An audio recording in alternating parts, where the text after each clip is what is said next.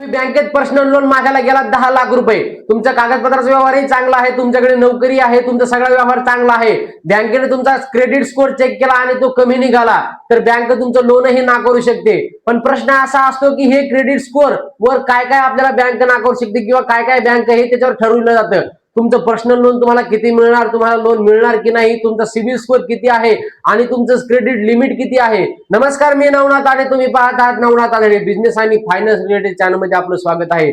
चला तर सुरू करूया. क्रेडिट कार्डावर तुमच्या बँकेत तुमचं पर्सनल लोन, तुमचं क्रेडिट स्कोर किती आहे त्यावरून बँक तुम्हाला काय काय द्यायला ठरवते किंवा किती लिमिट तुमची ठरवते. क्रेडिट स्कोर म्हणजे काय, आता आपण सगळ्यात आधी समजून घेऊया. क्रेडिट स्कोर म्हणजे काय, तुमच्या कर्जाच्या व्यवहाराचा कार्ड, तुमच्या आर्थिक कर्जाचा व्यवहार कार्ड म्हणजे क्रेडिट स्कोर.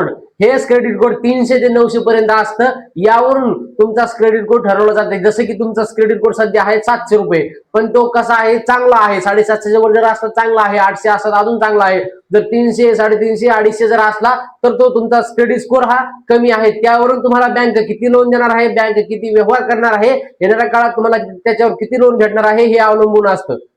क्रेडिट स्कोर वरून काय पाहिलं जातं, समजा दोन व्यक्ती आहेत, व्यक्ती ए आणि व्यक्ती बी. व्यक्ती ए चा क्रेडिट स्कोर चांगला आहे आणि व्यक्ती बी चा क्रेडिट स्कोर हा खराब आहे किंवा कमी आहे. बघा, दोन्हीलाही पगार सारखा आहे, दोन्हीचंही उत्पन्न सारखं आहे, पण व्यक्ती ए चा क्रेडिट स्कोर हा चांगला आहे आणि व्यक्ती बी चा क्रेडिट स्कोर हा कमी आहे. त्यामुळे व्यक्ती बी ला क्रेडिट स्कोर हे कमी भेटेल किंवा त्यांना लोन हे त्याच्यावर कमी भेटेल.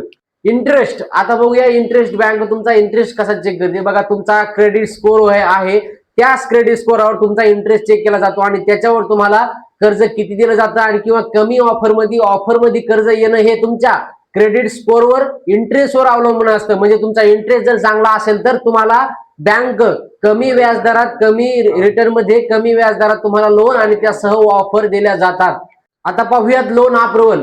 बघा, तुम्ही जर 20 लाखासाठी पर्सनल लोन साठी अप्लाय केलं तर बँक तुमचा सिबिल स्कोर, तुमचा क्रेडिट स्कोर आणि तुमचं इंटरेस्ट पाहून तुमचं लोन पास करते. म्हणजे जर तुम्ही 20 लाखाचं लोन अप्लाय केलंय, 20 लाखासाठी तुम्ही जर अप्लाय केलंय आणि तुम्हाला तुमचं क्रेडिट स्कोर, तुमचं लोन पाहून बँक तुमचे पैसे हे मंजूर करते. म्हणजे तुमचं क्रेडिट स्कोर जर कमी असेल, तुमचा स्कोर जर कमी असेल, तुमचा इंटरेस्ट जर कमी असेल तर बँक तुमचं 20 लाखाला 20 लाख लोन पास करत नाही, कमी लोन पास करू शकते.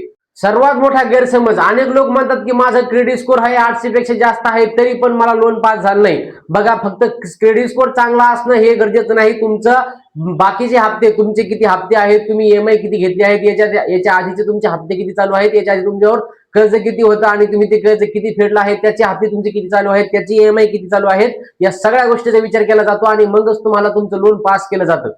मित्रांनो, जरी तुम्ही आज लोन घेतलं नाही तरी तुमची क्रेडिट हिस्ट्री ही तपासली जाते. जसं की तुमचं होम लोन असेल, कार लोन असेल, पर्सनल लोन असेल, एज्युकेशन लोन असेल, तुमचं गाडीवरचं लोन असेल, तुमचं एखादं पर्सनल लोन असेल, या सगळ्या गोष्टी पाहिल्या जातात आणि नंतर तुमचा सिबिल स्कोर तयार होतो आणि या सिबिल स्कोर नुसार तुमचं इंटरेस्ट तयार होतं आणि हे इंटरेस्ट तुम्हाला येणाऱ्या काळात तुम्हाला लोन किती पास होणार आहे, तुमचं लोन किती मिळणार आहे, तुम्हाला किती ऑफर मिळणार आहेत हे अवलंबून असतात. मित्रांनो, आजचा व्हिडिओ कसा वाटला कमेंट करून नक्की सांगा आणि जर व्हिडिओ आवडला असेल तर लाईक करा, शेअर करा, सबस्क्राईब करा. धन्यवाद. भेटूयात पुढच्या व्हिडिओमध्ये.